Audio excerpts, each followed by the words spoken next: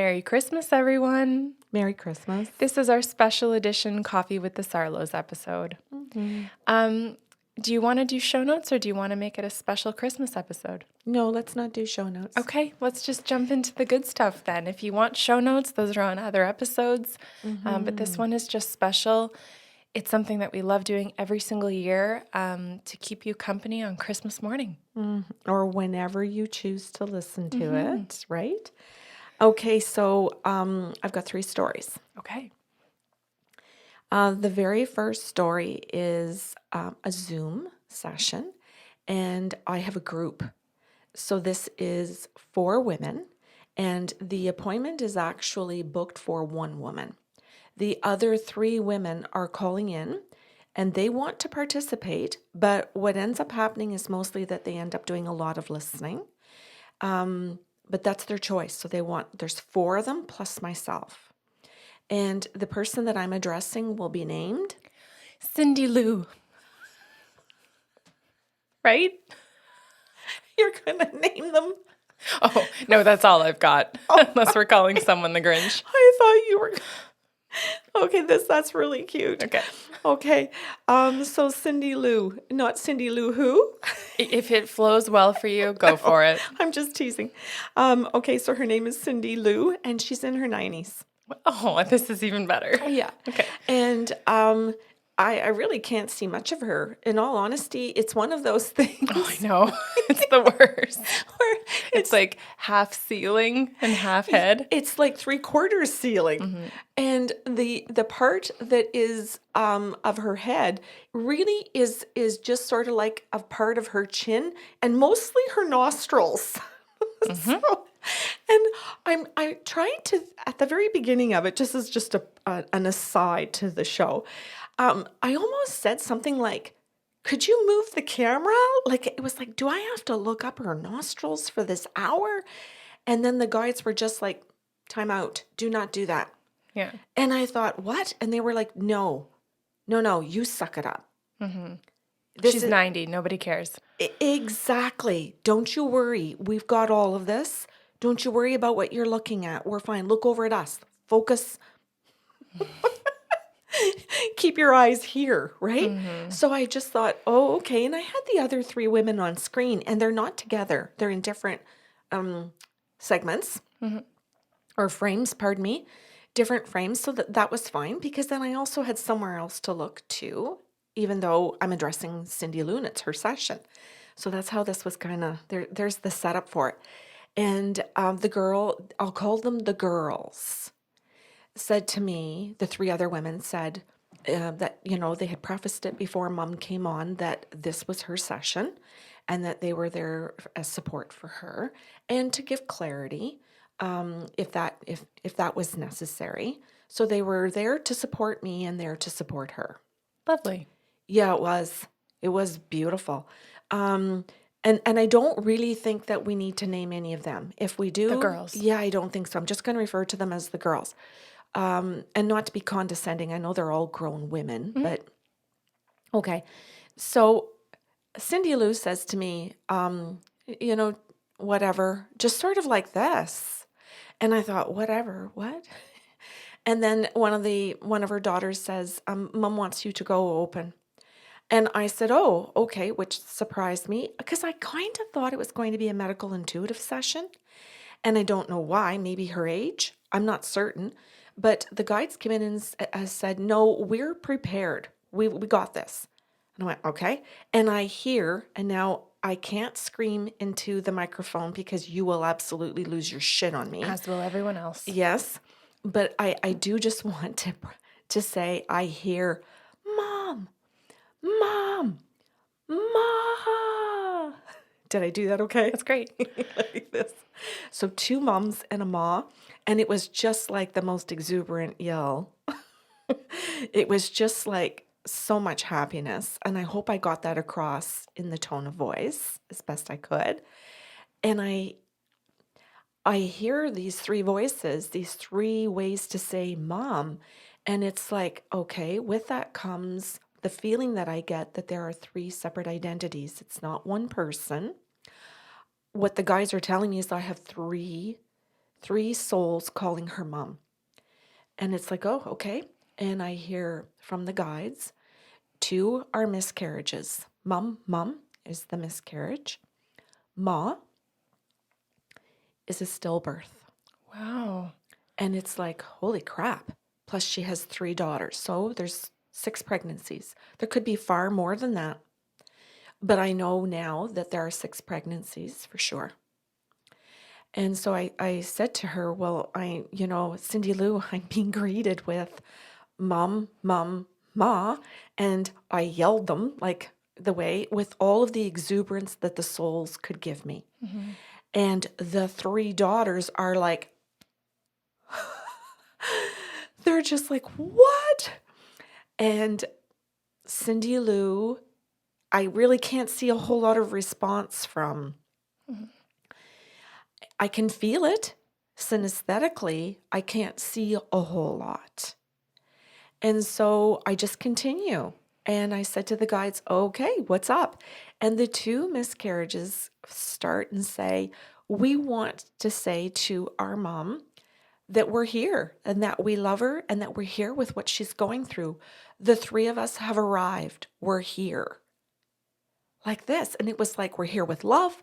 We're here with confidence. We're grown-ass people. And I'm like, you're grown-ass people? What kind of people are you? Just so that you know, are you male? Are you female? Are you they? I don't know. Do you want to identify? What are we doing with it? And the 2 said, well, we're both female. And I said, okay. And then the stillbirth says, I'm a stillbirth and I'm female as well. Okay, so she's got 3 girls. She's got 3 daughters on earth. Okay, so then I pass along all of this information, and she knows the sex of the stillbirth, Mm-hmm. and so did the girls. And they said, well, actually, we have another person here with us. And I hear, hello, Karen. Oh, the guides. Yeah, Okay. but a deep voice. Hello, I'm her first husband. Aw. And I'm like, oh, hi. And he says, I'm her first husband, and these 3 are my children Wow. with her. But I've passed over, and she has another husband, her second husband, who fathered these 3 beautiful women that are sitting with you today. Mm. And I want those 3 women to know that I love them. Aw. Oh, Kelly, and I, of course, there's lots of tears here. So I'm just going to say, not every single time, that there are just lots of tears. Mm-hmm. And he says, I want her daughters to know that while I know that they have a father with her that's alive and their dad's alive, that I'm like their other dad. And that I want them to know that we are family because of Cindy Lou. Aw. And that we all feel that way on this side.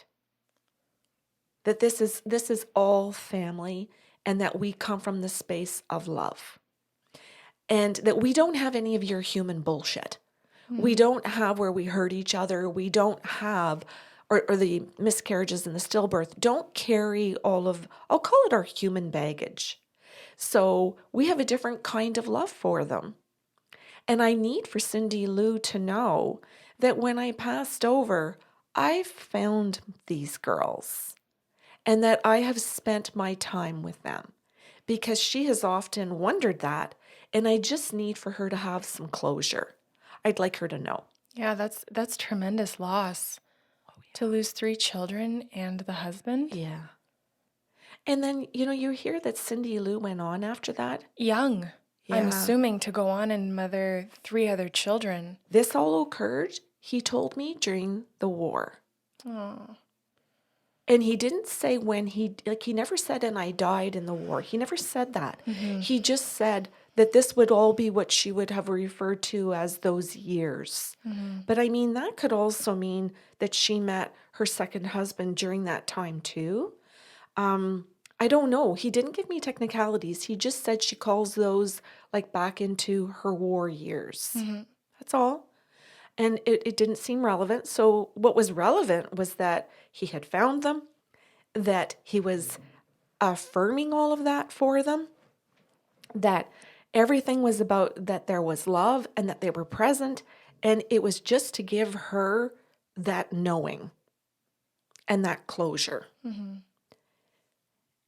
And then he says to her, I want you to know, Cindy Lou, that I love you. I know you have another man, but that's okay. You, just like kids, we can love more than one. Simple. Nothing confusing here. And then he says, and it's really important for her to know about the cottage, Karen. And I said, okay, what about the cottage? And he says, well, there's a cottage that's been in Cindy Lou's family for generations. And I had been there. I know about the cottage. And her current husband has been to that cottage. It's actually more theirs than I ever would have said mine. And he says, but we buried our stillbirth baby there. And he says, and this is something that's in the family. And the girls that are listening, they know the cottage is still in the family. They're going to keep it in the family. It's not a money issue thing. It's just a cottage thing, which I thought was really interesting because some families fight over the cottage. It becomes a money thing. It becomes, this is what it's worth and I want my half. Right. Or I want my third, or I want my ninth, or whatever it is, right? And that's not what this was. There was enough emotional intelligence in this group, or financial, maybe stability, where the cottage didn't need to be seen as, I need my one. My one. Sorry. I made up a word. Wouldn't be the show if you didn't. True. Their share. So the cottage is there, and he says, everybody knows the story. Everybody knows that our stillbirth daughter is there, and she's honored there.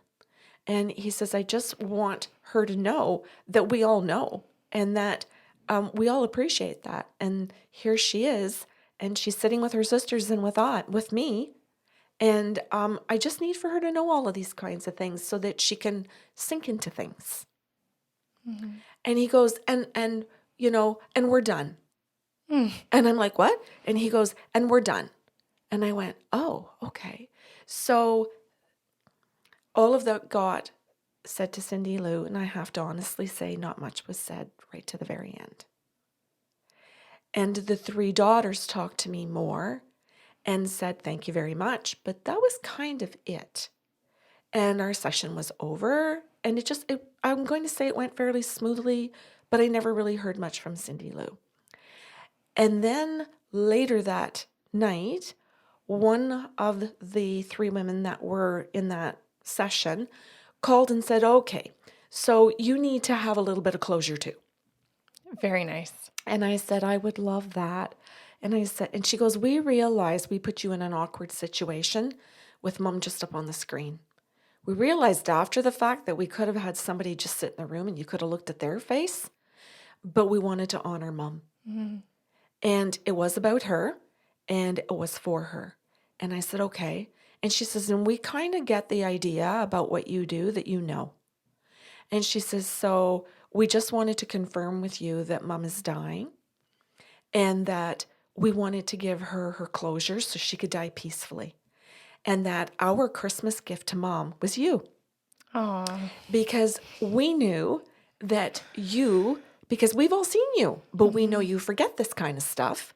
And I'm like, oh shit, I didn't even know I hadn't seen them. We know you forget that, but we wanted to give that gift to Mom, that she could talk to her first husband because she's going to be with him very soon. And her babies. And we just left it in your hands that you would say what she needed to hear, because Mom really only has about a day or two. And Wow. we showed you a part of her to kind of use something. But we know we didn't give you a good angle. We did that on purpose. We didn't want you to really know that it was in a hospital bed. We really didn't want to disgrace Mom by kind of showing what she really looked like. So she says, we realized afterwards when we saw the picture of her on the screen that we gave you her nostrils. She says that we kind of all giggled afterwards. They don't age. Yeah. She goes, we kind of all giggled afterwards that all we gave you of Mom really was like Yeah. a terrible camera view. That's very generous, though. to have considered their mom that way and her dignity. Yes. Yes. But I think it speaks of everything about the whole family. Yeah. Like you hear it in all of them, Mm-hmm. right? Like it's just, it's consistent. And so, she says to me, I just wanted to call you on behalf of all the other girls. She never said if there were more people in the family. I did not ask, not my business. And she says, I just wanted to thank you on behalf of the three of us for giving Mom peace. That is what we wanted for her to have. And we just did not know how to give it to her. And then we thought of you. So that's my first story Lovely. with Cindy Lou.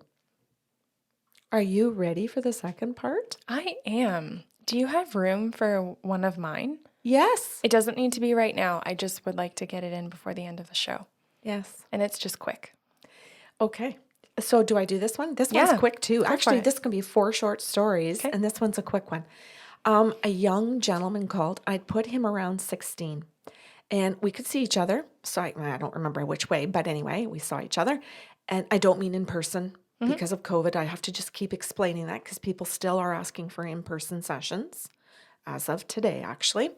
And he wanted to go with open. And I hear a dog barking. Oh, boy. And I'm like, oh, this is not going to be open. He's looking for a dog. Oh, And, on the other side. oh, yes. Pardon me. Yes, dead dog. And So much tact. right. Okay. So that's true. There was no tact in that at all. No. Okay. So his dead dog. We're rolling with it, though. I'm trying. Okay. Would you like to name the dog? Nicholas. Oh, okay. I love what you're doing. Trying. Okay. So Nicholas comes running at me. Oh my God, Kelly, this great big Saint Bernard. And I know that breed, so I know what I'm doing this time. So he comes running at me and he's just like full of love. Oh my word. And I said, oh, do you want to name the young man? Oh, Pierre. So I said, Pierre, I have a Saint Bernard. And he goes, Aww. puts his hands over his eyes, and he goes down. I feel that. And I said, okay. So I'm thinking, do I continue? Do I not? Maybe this is exactly what he wants. Maybe it's what he wants, but now that he's in the emotion, he Needs a can't. minute. Yeah. Maybe he needs a minute. So I just fold my hands and I just sit quietly and I just let him be because he needs time. And that's fine. I'm good with that. And then finally, a few minutes later, he comes up and he says, okay, thank you, Karen. You can go. And I said, do you mean go as in speak to Nicholas? Or do you mean go as in proceed with something else? Because I need to have direction after the response that you've had, because my intention is not to be hurtful. Oh, no, I'm sorry, that's not what I meant. And I said, I'm just asking for clarity, hun. Just let me know what you'd like. And he goes, no, I want Nicholas. And I said, okay then, because I would have been so disappointed Yeah. if I couldn't have channeled Nicholas, because holy crap, does that dog love you? And he goes, loved me. And he goes, he's dead. And I'm like, no, I know that. He's dead dog. I know that. He loves you. Mm-hmm. Pierre, the love doesn't end, sweetheart. And he goes, oh, what? And I said, no, Pierre, the love doesn't end. He still loves you. That's why I said it that way. And then we need another moment because it's like, oh, I thought it ended. I thought there was nothing after this. I said, you mean like just a black hole? And he goes, yeah, like I just thought there was nothing. And so if there's just a black hole, then there can't be an emotion. Well, that was a big limb going out there and finding a medium if your belief is a black hole. Right? Good for him. Yes. So I said, well, I'm going to continue because Nicholas wants to say some things to you. Would that be okay? I said, so will that cross the boundary if I do this? And he goes, no. He says, I don't even know what that really means, given that I don't have a belief about anything. I said, no, you do have a belief. You have a belief that there's nothing. And I said, so I'm making sure that I'm not crossing that belief. If I'm now going, no, he says, I get the point.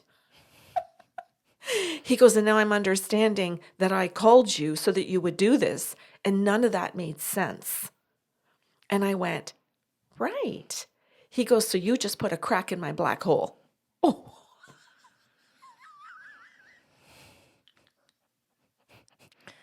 Well, it'll be fun trying to name this show.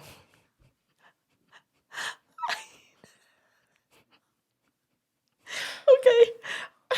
I got how good that was. And then I was going to say something worse, and I'm not going to. Okay. I'm going to try and keep this cleaner. So Nicholas says to me, Karen, he's the love of my life. He said we did everything together, including that I went to work with him every day. And he said I sat in the truck. He says he would open the door, let me out. I'd run around the truck.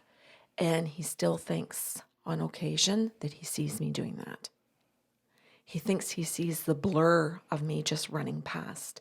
And he'll kind of turn quickly to see if it's there, if I'm really there. And I said, okay, I'll tell him that. And we'll see if that's an affirmation for him. And he goes, okay. So I told Pierre that. And he goes, oh my God, yeah.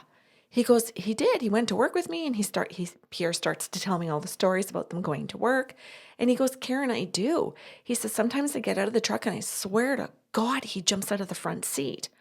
And I said, Nicholas is saying that it gets confusing now because you have another dog. And I said, you have another St. Bernard.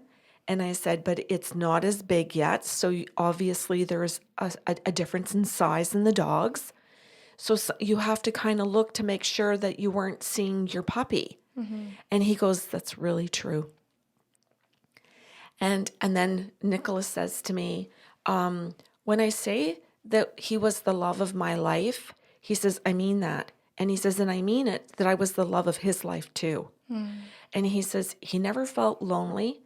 He never felt, like, Kelly, when you're mad at your mom and dad, or you think your whole family sucks, mm-hmm. and you think your whole family's mean, and then you go off and the dog comes and walks with you and you sit in your room with the dog, and then you think, yeah, they're all a bunch of assholes, but I have you. You know that you can be mad at your family because you're still being loved. Mm-hmm. And it gives you that security to be angry with your family, mm-hmm. to work through the feeling. You don't have to shove it down and ignore it because that dog is there saying, that's okay, I got your back, I got you, I love you. So he said, I gave that to him. I gave that to Pierre. I'm proud of myself. That was my purpose. He gave me purpose. And I said all of this to Pierre, and he goes, so true, so true. He goes, it's why I wanted another dog. He goes, I just didn't know what to do with my feelings. Mm. And he goes, so they call him my therapy dog. Love it. And I thought, wow, what a beautiful way to describe a therapy dog. And then Nicholas said, I want him to know he was my purpose. I want him to know that I felt secure. I want him to know that I felt loved, and that allowed me to feel all of my feelings too. And that's what love does when it goes both ways. Mm-hmm. Beautiful. That's that story. Aw, I shouldn't have chosen to follow a dog story. This is my mistake. This is a bad decision. Your turn. Yeah? Mm-hmm. Okay, it's very quick. It was just a piece of a young woman's session. Do you want to name her? I'll flip the tables. Nikki. Nikki, okay. So Nikki came for attended a personal session via Zoom, and we spent the majority of her session working on people-pleasing skills. Mm. She called with the intention to really be able to assess her relationship with her significant other in healthier ways, because he was trying to help her come out of the people-pleasing and she was staying in it. And we spent probably about 45 minutes on that. Mm. And I kept checking in and saying, are we touching on your needs? Yes, please keep going. I need more of this, is how she would respond. And then at my 15 minutes left check-in, I said, did you want to go open or continue with what we're doing? And she said, you know what? I think I'd really like to hear from my grandfather. Just anything you get, open from him. I said, sure. So he came in and he goes, well, here, Kelly. And I can't do it. But he was like trying to slip me money, but he was trying to hide it. And I'm thinking, what the hell's going on? And he goes, well, I hid the fact that I would slip her money and then she'd hide it. And so I said to Nikki, I said, he's trying to hand me money, but it's a secret, but it's not much. It's like $1. It's not like he was slipping you a rent check, And she goes, Right. no, that's right. He would slip me like little coins and I would hide them in my shoe. And it was just his little hello, which I thought was just so beautiful. And I'll say the equivalent of what some people look for when they say, well, what did they call me? Or what was my nickname? It was their greeting, right? It was something that was just shared between them. And she was just tickled. And so I just asked her grandfather, like, is there another purpose, or is it really just to have a hello, it's nice that you're there with me? And he said, no, I was her person. I was the person that made her feel secure and loved. But he goes, but you do need to tell her that she admired me for the qualities that she's now trying to address and fix in her own self. He said, I was the people pleaser, and I don't want her to put me on a high horse anymore or a pedestal, because then she can't address her own behaviors. Right. So he said, I want her to feel secure addressing these things, knowing that we're still connected, which I thought was also really lovely, the way he framed that. Well, necessary. Yes, because she's a young woman. She'd be in her mid-20s, I would say. Well, it's like a missing piece, eh, Kelly? Sometimes how you can do all the right things, but you're missing an emotional piece or a memory piece or a permission piece, whatever.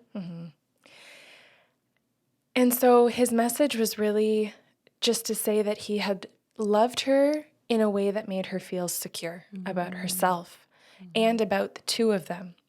And he said, Kelly, you can tell her that our last goodbye to each other was not my deathbed, was not where either of us thought it was going to be the final goodbye. But we loved each other so deeply and so presently when we were together that every time we said goodbye, it felt like closure. And so when I passed, it was not something that weighed on her of stress and anxiety if I didn't get to say goodbye, because they didn't leave things unsaid or unexpressed. Oh, beautiful. Yeah, I just thought that was such a really lovely lesson for people to have. Because it's the very thing that makes me turn around when I go out your door and go, I didn't hug her, right? And it used to be from a place of anxiety, and now it's from a place of love and closure, that there would just really, truly be no regrets. And you could just see the relief and connection all at once on her face, and I just thought that was really, really lovely. I love your story. Yeah, I think it's a beautiful one to follow the dog's story. I just feel like nothing can touch a dog's love. I think but you're right. I think you did. Okay. I think you got it. I was, and you know what? I was really happy for Nikki, because I think, to have that apology from her grandfather, which was what came through about his behavior, about the people pleasing, will be the thing that allows her to have that kind of love with her 20-something-year-old significant other. Hopefully for the rest of their lives. Yeah. Imagine, like you're saying, imagine getting the piece that you need younger than waiting or not getting it at all, and then trying to figure out why you couldn't open up, or why you couldn't receive, or why you couldn't give. Yeah. That's beautiful. Thank you. It was very memorable for me. I hope that's memorable for everybody listening. Thank you. Back to you. Okay, my last story. Okay, there are a variety of people involved in this one. So, would you like to name how do I start this? There's with the client. Why don't you name the female client? Julie. Okay. So now I have to explain. There are several people present, and this was pre-COVID days. Okay. So they were here at the house. This is actually from my memory, this story. And I really believe that it came to the surface because I asked the spirit guides for a Christmas story. And I just was struggling, as you know. We've rebooked taping this show several times. And then finally the spirit guides landed and gave me this one too. So Julie, amongst some siblings, came to see me in the living room, and there were several of them. It was full. So to say full, there were probably 5 people in the living room. And the siblings said, you know what? We're just going to let you go open first. And I thought, oh, usually when siblings come, they've lost parents. And that's typically why. But I heard the spirit come through and just, oh my God, Kelly's so cute. Whoop, whoop, whoop. Like this. And I'm like, okay. I don't know who this is. I need more. And I heard whoop, whoop, whoop. And so I told everybody, I started going literally out loud in the room, whoop, whoop, whoop. And all of the people in the room start laughing. Some of them are like hugging each other. She's got it. There's just the exuberance. And I'm thinking, holy shit, what if I don't have it? All I got was this noise. And then this full-grown man stands in front of me and says, they're looking for me. And I said, well, who the hell are you? And he goes, I'm their brother. Aw. And I had disabilities when I was on Earth. And what I did when I was excited to see them, I'd go, whoop, whoop, whoop. So I was giving them the cue that I was excited to see them. Well done, Karen. And I'm like, and he's so cute. He's so funny. Oh, thanks.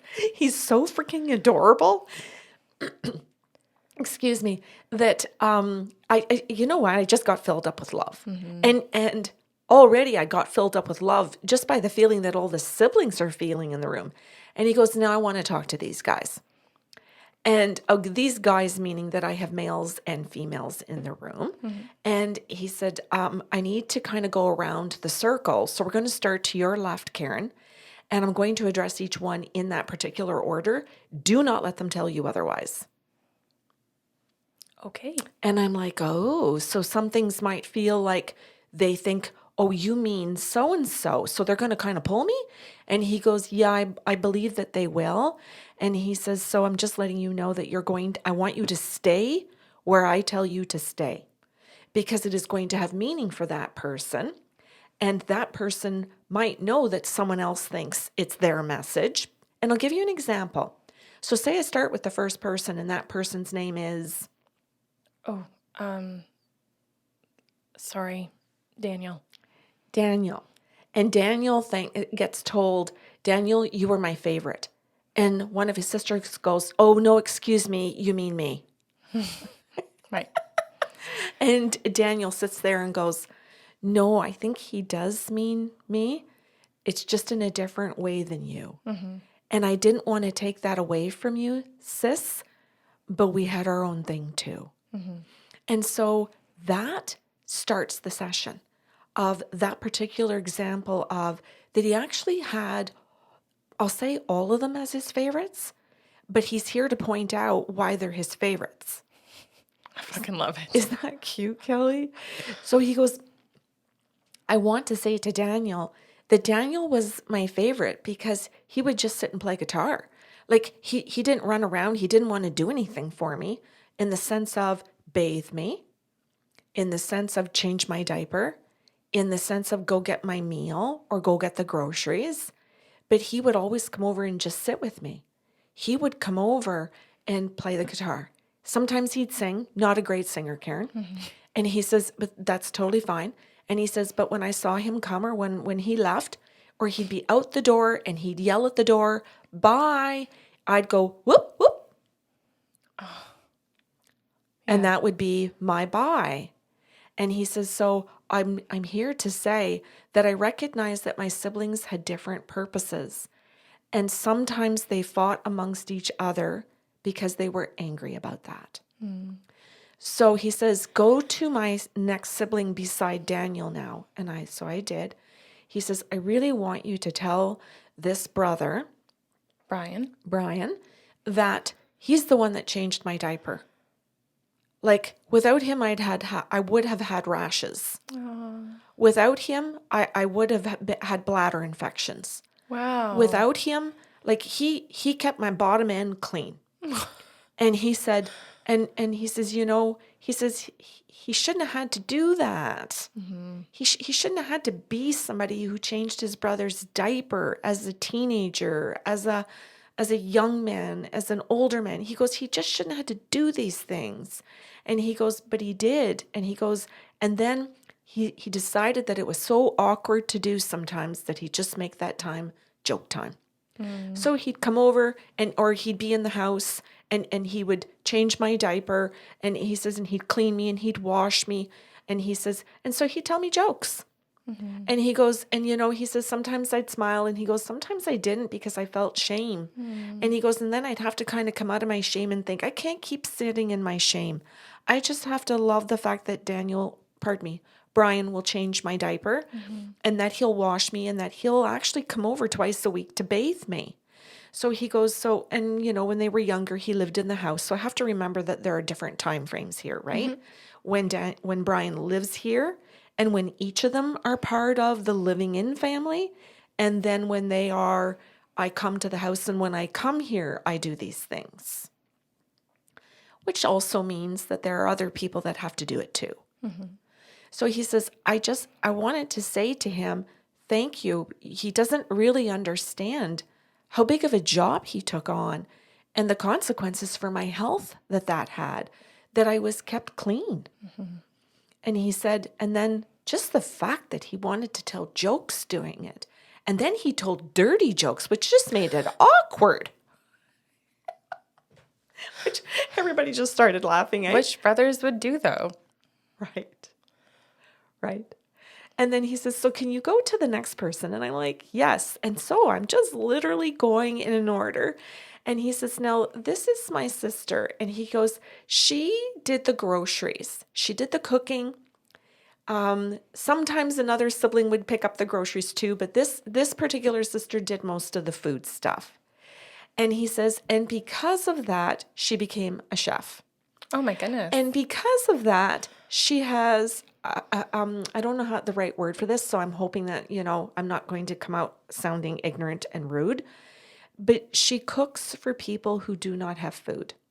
Wow. So she's a chef in her own restaurant, but then she takes all of the leftovers and she brings it to maybe what some people would call a soup kitchen, but I don't think it's a soup kitchen. It's meals. It's not just a lunch.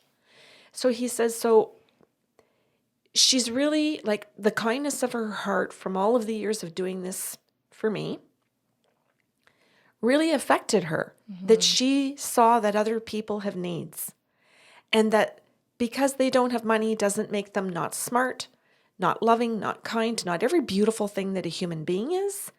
And she just saw a need and decided that's what I could do because that's what I love to do.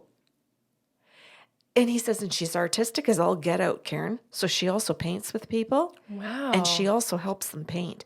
And she'll bring the supplies. And he says, so I can't say she's my favorite because of the kindness of her heart. My other brother is my favorite because he kept my bottom end clean. He says, so they're all my favorite because they all have different purposes. And because of my life and the things that they had to do for me from day one, kind of pushed them into different careers in different ways that made their personality who they are. And he said, and that's why they're here today. They're here today because they all want to hear from me. But what I want to say to them is how they became who they are by choice. Beautiful. By love, by commitment, by accountability, by process, by responsibility. Isn't that beautiful? Yeah, you knocked this episode out of the park. Oh, well, we both did, hon. So I said, what next? And he goes, well, I want you to go to my next sister. And he goes, because she was my sleeping partner. Aw. And I'm like, what? He goes, well, we didn't share a bed per se. Come on. Like, she had her own room. And he goes, but whenever she had nightmares, she crawled in beside me. Aw. And he goes, so I'm her big brother. And she never saw it that because I wasn't like the rest of her siblings, that she didn't see me as less. Oh, sorry, that one hit me. Go ahead. I know you're making me cry. We weren't supposed to cry at the Christmas show. That is so sweet. He said she came in and she crawled into the bed beside me. Oh, this is going to be worse. This only gets worse at this point. He said, and I want to thank her because that's how I died. She crawled into bed beside me. And everybody in the family knew everybody's roles. And this is what I love about my family, is that they all figured out as they aged that they all had a role. And that this was the way we could be family. And that, yes, you helped each other with the role and you filled in when someone couldn't be there. You knew someone, if she couldn't be there and he needed something, someone else crawled into bed beside him and said, okay, she's not here. I know you want her instead of me. You'll have to do with me today. You'll have to make do. Mm-hmm. But when he died, as many of them as possible crawled into bed. Oh, that's lovely. And they just literally, they let her spoon him. So she crawled in first and then she said to them, okay, I realize I'm the big spoon, but I need every spoon in the bed. And so they all got into the bed. In a very awkward situation. Cuddle. Yeah, it reminds me of puppies and kittens. Siblings, the pack. Yeah. And so they just all got in with this grown man and they let him go. And he said, and so I am here today to thank them for all of the roles that they eventually assigned to themselves, saw in each other, had each other's back when I needed them, and that person wasn't there. And somehow mom and dad got to love me as their son because all of the siblings figured out how to be there to help him. And it allowed the parents to sit back sometimes and just be mom and dad instead of always caretakers. Wow. That's lovely. And I did not, when I heard that story, Kelly, think that we would have cried through that one. And I don't know why I thought that. Well, because we work through it in the session. Right. Right. I forget how easy it is not to cry when you're trying to make sure that you're caring for the other person in a session, but that my crying comes through with you later. And happy dancing. And it comes through in the happy dances that I do. That was excellent. So I'd like to say to you, to Parker, because he's sitting on the floor farting. If you haven't smelled that by now, Kelly. I haven't. Oh my God. He farted in the second show. Okay. So kudos to us for sitting through it. I want to say Merry Christmas to the spirit world first. Mm-hmm. I want them to have our first Merry Christmas. And then to each other, Merry Christmas. Merry Christmas. And then to our clients who have stayed with us, joined us for the first time. Mm-hmm. Maybe they've just been here for a couple of days or a couple of shows, or maybe they've been here through the very beginning, show one, and haven't missed a single show. Or maybe they spin the shows and they would listen to them randomly. Mm-hmm. However it is that they join us or they let us be part of their day and their life by bringing these stories as lessons. Merry Christmas. Merry Christmas.